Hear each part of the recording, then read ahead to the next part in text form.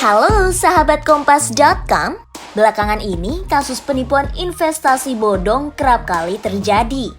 Seperti contohnya kasus influencer Indra Kents dan Doni Salmanan yang menyita perhatian publik. Selain mereka, Pusat Pelaporan dan Analisis Transaksi Keuangan atau PPATK ternyata juga menerima sejumlah laporan transaksi ilegal. Bukan main-main, jumlahnya bahkan mencapai 375 laporan yang nilai kerugiannya mencapai 8,267 triliun rupiah. Wah, ngeri banget ya. Belum lagi korban investasi bodong belum tentu bisa mendapatkan kembali uang mereka, sahabat Kompas.com.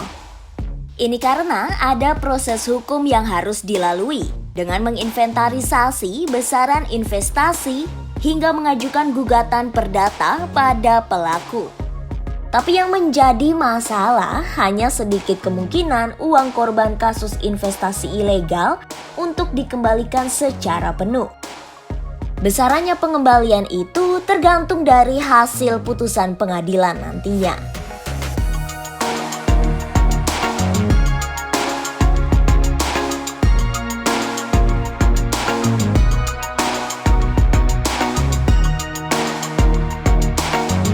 Lalu gimana sih caranya agar kita tidak rugi karena tertipu oleh investasi bodong? Simak beberapa tips berikut ini.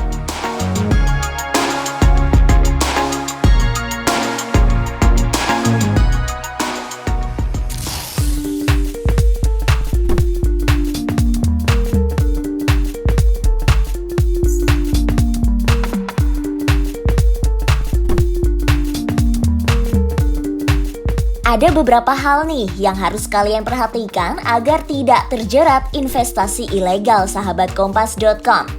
Salah satunya, jangan mudah tergiur oleh influencer yang mempromosikan platform maupun produk investasi dengan iming-iming cuan instan. Meskipun sosok influencer tersebut terlihat kaya di media sosial, kalian harus memastikan latar belakangnya. Ini karena menjadi seorang penasihat investasi harus memiliki izin dari Badan Pengawas Pasar Modal dan Lembaga Keuangan atau Bapepam. Selain itu, kalian harus mempelajari dan memahami produk investasi sebelum melakukan investasi tentunya.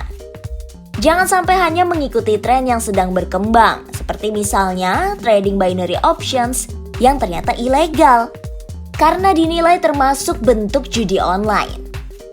Nah, kalau menurut Otoritas Jasa Keuangan atau OJK, ada beberapa ciri investasi yang dikatakan bodong. Yang pertama, biasanya imbal hasil investasi bodong diberikan kepada para korban dalam waktu singkat. Kemudian, ciri-ciri lainnya adanya kewajiban investor untuk merekrut anggota lain. Tapi mereka juga tak menjelaskan detail perusahaan, cara pengelolaan investasi, hingga pengurusnya. Selain mengenali ciri-cirinya, kalian juga sebaiknya terus mengecek legalitas perusahaan investasi. Untuk legalitas, kalian bisa cek surat izin OJK asli milik perusahaan yang bersangkutan dengan ciri memiliki QR Code yang terhubung ke situs OJK. Oh iya, kalian juga bisa mengecek website resmi Bapepti untuk memastikan keabsahan izin perusahaan maupun jenis aset komoditas yang akan diinvestasikan ya.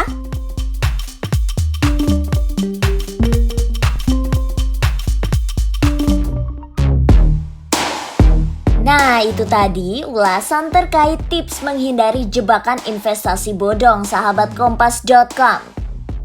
Simak informasi menarik lainnya ya, hanya di Oh Begitu Kompas.com. Jernih melihat dunia.